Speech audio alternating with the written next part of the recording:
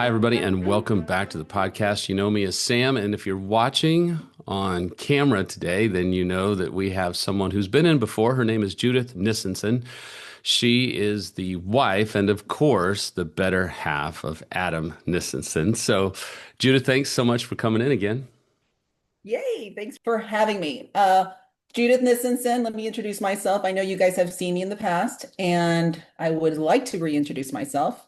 I am the founder of Women's Work, where I specialize with specifically nothing but women issues. And then I have a dedicated niche to women betrayers. So I've created a podcast name called Women Cheat Too, and I'm just here to talk about what that looks like.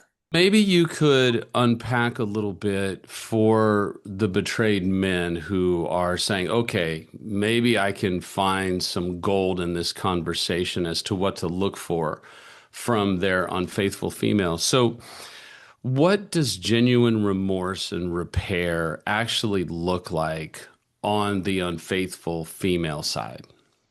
I would say there's two different variations there, depending where she is on her journey. If she is very newly in, she's going to be engulfed by her own injury, which I call moral injury, Right. that is going to occur to the betrayed that she is not remorseful. Hmm. But trust me, she is remorseful. So, At least what? every single one that's come to me is remorseful. Let me just clarify that because I don't want to do a blanket statement for every woman, but the ones that Sure. have reached out to me, they are remorseful.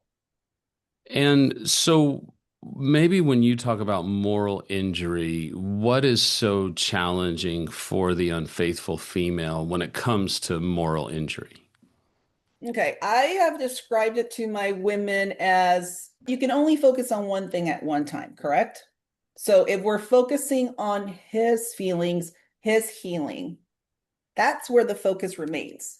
And if she hasn't had or built the capacity to hold her own injury, then her injury is going to squirt out and it's going to stop his.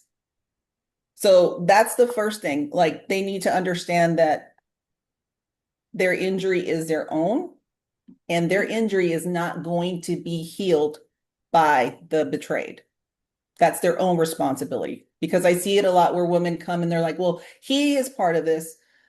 He's not admitting that he drove me to this. And that's BS. You know this. It's BS. Right. We have a choice. And my women know that. I don't coddle them and I let them know, no, you made a choice and it's time for you to own up to it. How do you help them really stop focusing on their betrayed male and really have a heart to heart with themselves? How do you help them begin to go, wait a minute, I did this. I made my choices. Two people can be in an unhappy marriage and one cheats. It doesn't mean that both cheat. So, how do you help them really untangle the knots that they're in? With a lot of time and a lot of scheduling and a lot of they have to be open to hearing it. What I have found success in is the curriculum based group that I have.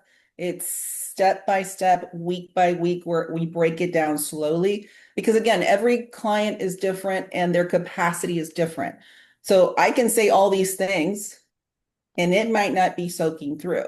Yeah. But when it's curriculum based, I feel when I tap on a little bit and then, okay, this week we're just going to start with you owning your truth. What does that look like? What are you avoiding? What feelings are coming up for you? Right. Right. I normalize that first. I actually have them find power in their truth by owning it. Then from there, then we take it to the next level. Okay, now what's coming up for you? The second week is about shame and guilt and taking responsibility. So we Yeah. tap in a little bit on that. So I guess to answer your question is little bits at a time. It Right. doesn't happen overnight. It's a programming, if you would, because in the end of the day, everything's a program. Right. And it's just a matter of what you want to feed yourself with. If you want to feed yourself with truth and healing and integrity, then you need to find the things that align with that. Yeah. How do you help them really find a sense of remorse, actual remorse for the betrayed male to be like, you know what? I think she's starting to get it. The remorse is there, hidden by the shame, underneath the shame and the guilt. And that's what gets in the way from them actually tapping into it. Right. So we need to address the shame and the guilt first to even have that access. What that looks like actually is when they don't lose or collapse when Yeah. that shame comes in, when they Right. actually recognize it and recognize it as a distraction from his healing, and then consciously notice it and say, okay, this is not, this is mine. This doesn't Yeah. belong here. I got to take this away. And it's an action over and over again. So it's a practice. Yeah.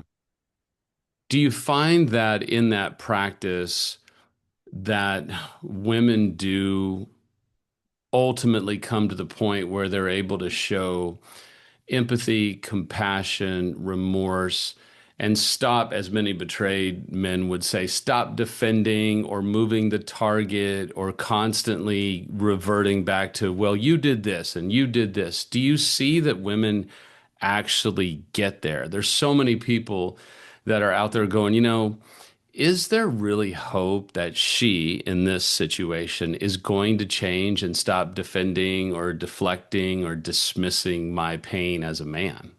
Answer is yes. And then I'll bring it back to capability and capacity. If the woman is incapable of even tapping into those feelings or what was going on for her, or just being with shame alone is difficult. I Yeah, mean, it sucks.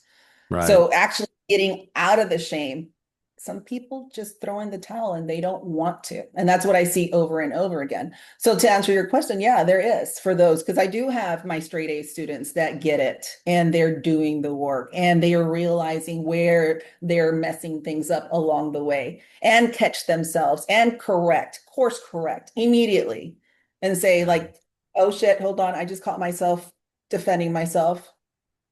This is right. not about me. I apologize. All right, can I try that again? Yeah, Boom. Is that simple? right. But many of us are afraid to even interrupt it. We're afraid to show vulnerability, which is another point that connects with this remorse. If Yeah, you're not willing to be vulnerable, the betrayed will never feel your remorse. right. What do you think stops women when you think about men versus women? Men, we don't love to be vulnerable. We hate to be vulnerable. But women, by nature, are usually more in touch with their feelings. You use 2 to 3 times as many words as we do. You are the nurturers in relationships as opposed to men who are, we can be nurturing and we can certainly learn, but we're going to say, get up, you're tough, get after it. Mom, and the woman is so much more nurturing. And since the beginning of time, men are allergic to vulnerability.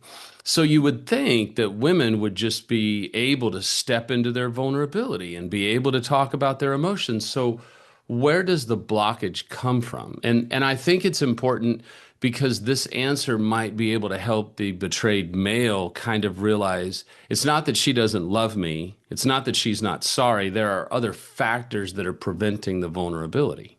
Yeah. So, what does it feel like to be fully exposed? And now, in this case, fully exposed with shame. Right. That's what makes it hard. Because right now it's like, I know I did something wrong. I did this. And to get them to understand that it was something they did, not a characterization of their character, is where the disconnect is. That what I see. In order for them to tap into their vulnerability, in this case, the shame is so thick and oppressive that it's hard to even expose ourselves even more. Right. And there's also a sense of lack of safety there because why would the betrayed even want to hear what I want to say? Yeah. There's that fear that shows up of rejection, like, I'm not good enough. I'm broken. I don't know how to do this. All of Yeah. those are shame messages. Right. And if that means I have to further expose myself, and I've also had my women say that it's like, yeah, I'll take the lashes. That's what it seems like. Like me putting myself out vulnerably and describing, hey, I did this because I was stupid at the moment. I felt super lonely. I didn't realize of the cause and effect that this would have. I'm an idiot. Yeah. And when they say that, what they get is, yeah, you're right. You're an idiot. So, and they're afraid of hearing that confirmation again Yeah. because the whole world is already screaming it at them. Right. And then the unfaithful, though, is wrestling with these maladaptive coping mechanisms. And the betrayed is over here saying, I need radical honesty. I need transparency. I need follow through.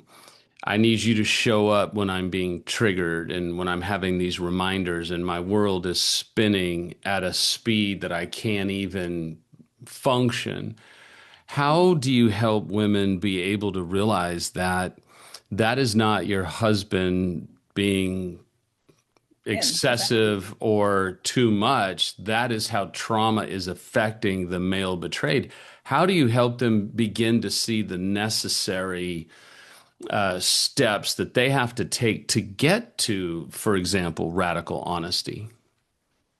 One of the things that I do with them, every single one, I name their brain. I have them name their brain because then they can identify when it's them that's responding, their prefrontal cortex or their amygdala. That's one thing. And if it's the amygdala driving, you need to get back into your prefrontal cortex. The second thing I do is I have him name his brain, and his brain more in the sense of what is his trauma response? When does that show up? And when does your husband show up? Hmm. And then I let them know, hey, if his trauma response is firing, you're not going to get through. You need to sit back, listen, acknowledge, lean in to reconnect, regardless of what's happening for you. Yeah. Because at this point, it's not personal. At this point, you're dealing with literally a trauma response. And Yeah. you're not going to deal with the trauma response the same way you would deal with your husband. So I teach them that from the get-go so they can identify. And then they start seeing that day to day. It's like, oh my God, yeah. And they'll name them weird names like Red, Oiler, Cowboy, Yeah. Fred.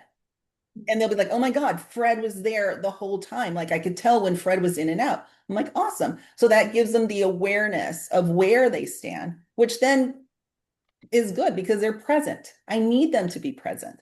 The Yeah. healing only happens in the now. And that's the other thing that I keep telling them. You keep bringing the past and the feelings from the past and now, there is absolutely no chance for repair. Hmm. Yeah. Why do they focus on the past, what has happened, unhealed wounds or offenses? Why do they go to that instead of staying in the now? Or why is it so hard for them to stay in the now? Because it's painful. They're Yeah. living in the pain of what they've done. And it's the now is part of that.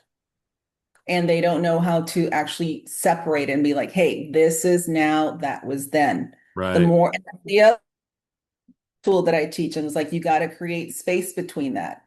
If you're saying you're no longer this person, then all you need to do is show up as the person you're creating to be now. Yeah. And what does that mean?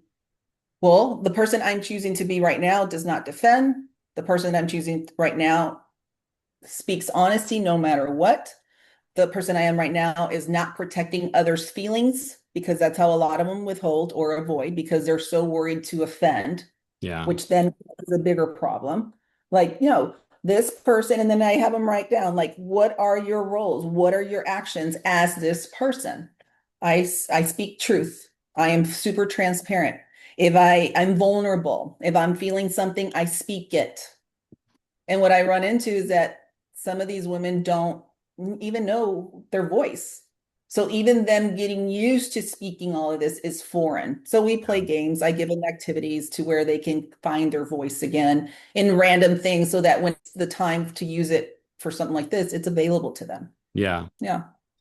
Do you feel that many women will struggle to kind of have this performative type of conversation when it comes to empathy instead of genuine, authentic empathy? I think so many betrayed men 100%.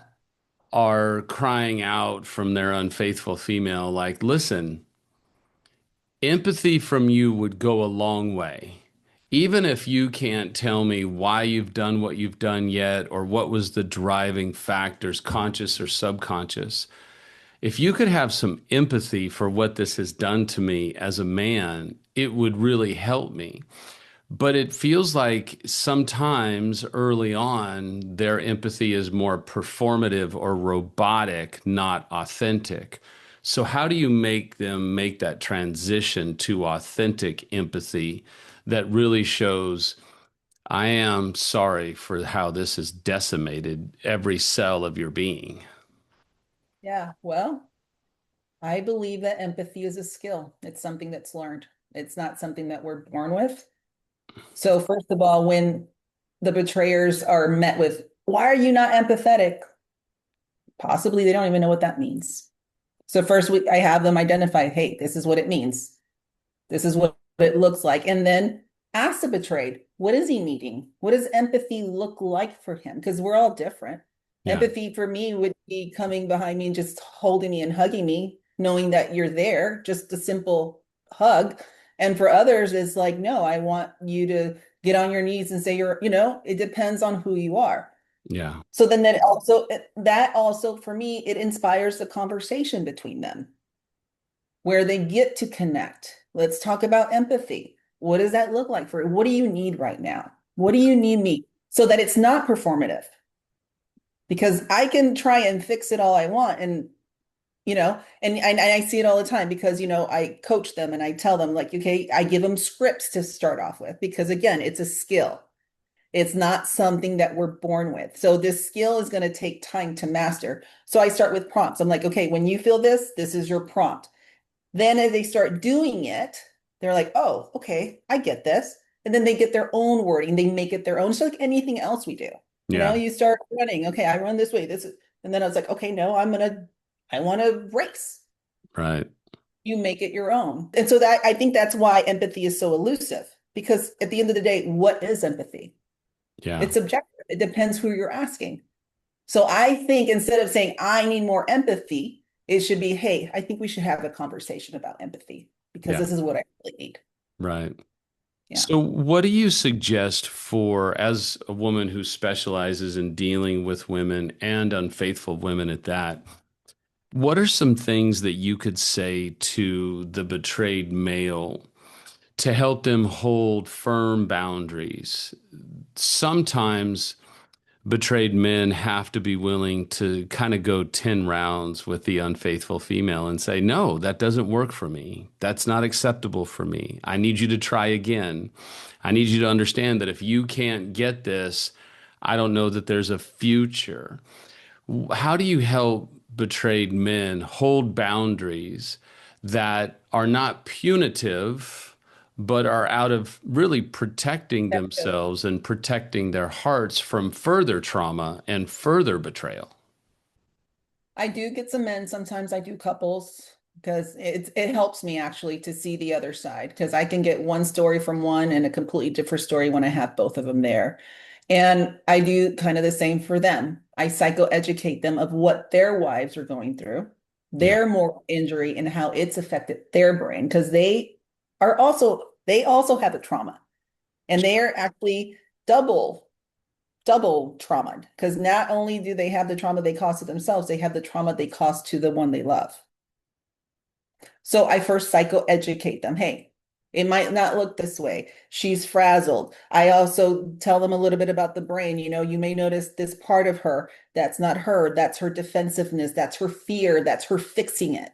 yeah, So what they can do is like recognize when that part of her is present and gently remind her, like, hey, because here's what I do know. Every couple that has been working with us, they want to reconcile. They want to make it better. So to the betrayed, I get it. They screwed up. You were wronged. And there are some things that you can also help facilitate this to go further and faster. And that's kind of having a little bit of grace for what's going on now, not what happened back then. I'm not telling you to have grace for the betrayal, that's BS. But Hmm. I want you to have grace for what's occurring right now. Now that she's in the discovery of what she's done and the impact. I think in many ways there is a need for the betrayed male to say, look, I need to know that you are at least open to understanding that this is something that I cannot just turn a blind eye to, put in a box, and just move on down the road. So, how do you help them? Do you teach them sometimes to say, no, look, like I can deal with this, but I can't deal with that. Like I can understand that you're a work in progress, but if you're just going to shame me and blame me every time I want to talk about triggers or intrusive thoughts, how do you help them hold on to themselves? Like you said earlier, the unfaithful can collapse, but sometimes the betrayed can collapse because they're not necessarily used to holding boundaries, right? Yeah, exactly. So your question is, how do I help the betrayed?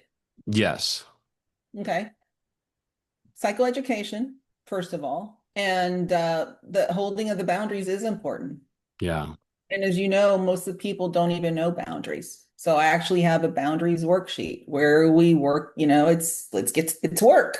Yeah. What does it look like for you? We Great. have red light boundaries, yellow light boundaries, and green light boundaries. And some people get confused because they confuse boundaries as rules, and they're not rules. Right. Boundaries are for ourselves. It's what I, Judith, am willing to do and how far I'm willing to go and when I'm going to stop. It has absolutely nothing to do with the other person. So for the betrayed, if he knows that, hey, I don't want to get shamed on this, and he brings up a question and she goes into her shame spiral and starts blaming him, he calmly, keyword, says, hey, I have a boundary not to engage. I have a boundary not to engage with this conversation. So I'm going to remove myself. When you're a little bit calmer, if you want to have this conversation, awesome. And they both need to learn that Sure. because we model it and we learn it when it's modeled. So if we're both doing it, then we're on the same playing field. Yeah. We need to address his betrayal trauma, get him stabilized and in safety before Right. we go there. So that's where I run into the unwillingness. That's what it looks like. But then, Sam, sometimes it's just a capacity where they just don't get it. They don't understand. They still feel like it's a checkbox. They feel like a performative, and they don't understand that this is not coming externally. This is something internal that you have to dig deep, that it comes from you. And to me, what I've seen is some people don't look inward. And if that's something they don't do in their practice, then that's where I'm saying they're incapable at this point. I'm not saying they're incapable forever, Right. but I can't give you a timeline. So, and that's what when I'm honest with the spouse, I'm like, yeah, this is what I see. This is where we're at. I Yeah. don't think it's a willingness issue, or if it's a willingness issue, yeah, this is where she's stuck. And this is, I have another couple, that's where they're at. Like she's so stuck on, like, I want him to take ownership. And I'm like, not right now. Yeah. That later. Let's get this stabilized first. And then, yes, I get it, I get it. And then right back again. No, he needs to take. So you see, we get stuck in these patterns and these loops. Yeah. That's another thing. We got to recognize the patterns and the loops. And then when you see it over and over again, I can't change them for them. I can bring it to their attention, but Sure. they have to take the action. And then that goes again to capacity and capability. Right. Well, we are just glorified tour guides at the end of the day, whether they want to see the sights and if they want to take the tour, that's on them. But my supervisor taught me that years ago. We're just a tour guide. You can take the tour or you can not take the tour. It's really on you. So there is, and for those of you that are watching, I want to take note of something that continues to show up on all of my feeds and all of my reels and podcasts. There is this belief that we both know, we've heard the sayings, once a cheater, always a cheater. And there is this faction of people that will constantly lash out and say, particularly for women, Once she cheats, she'll never be the same again. She's always going to blame you. She won't take responsibility. Leave her. What are you thinking? How could you stay with her? All of that, which I think is a bunch of BS because I've seen people change before my eyes. But as someone who deals precisely with the unfaithful women, as someone who works in the trenches every day, helping these women get it, maybe you could speak to what a crock of crap it is that women don't change and don't get healthy.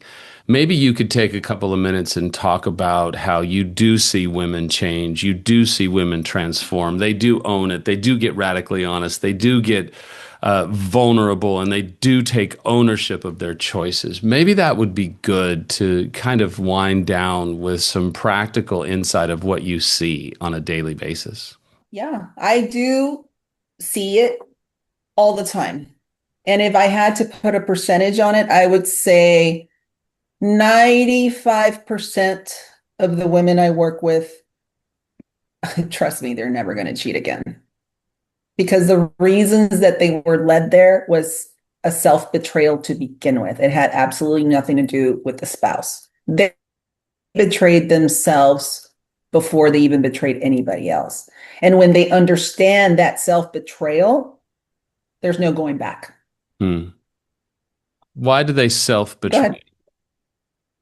Because remember our the first podcast we did when I was talking about the identity of a woman and how we are checking boxes of how we're supposed to be, the great Right. mothers, the nurturers, the whole list. Nowhere in that list was there know yourself, who you want to be. Who am I? And I know I brought this up last time because, again, for me, it's all about knowing yourself and creating a self of whatever that is. And if I want to be in integrity, then guess what? I am. Yeah. It's that simple because I said so. And I'm standing here saying so. And I don't even have to say so. I just have to show up. And then I have the other 2%. I have them, but they usually come to me. And this is the sad part, is because the betrayed is having them come to see me, Right. and I hate it because I don't, I want to help them. And I know they're there too, because they want to fix things. But then talking back to that willingness that you're talking about. Yeah. So if they're not willing, then they're not going to do it. So 95% of the women who understand and know that all of this started when I betrayed myself and my values and what was important to me. Yeah. That's it. Because we are selfish at the end of the day, right? Sure. We want what's best for us. We want what's best for everybody else. But if I'm protecting me, then I know it's like, wait, I'm not playing with that. Yeah. It's out of integrity. Simple.